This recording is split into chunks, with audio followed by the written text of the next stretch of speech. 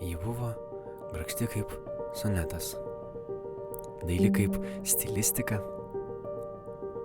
Šaukiau aš jos vardas sapne: Eliza, Eliza, Eliza. Jos akys taiklaus pistoleto šūvio ir kilpo faini siela jos. Ir kūnas panteros šuolis, stangrus kaip nata, si bemol. Jei lenkėsi kortų damų 4, aš ją girdėjau smuiką rodoj.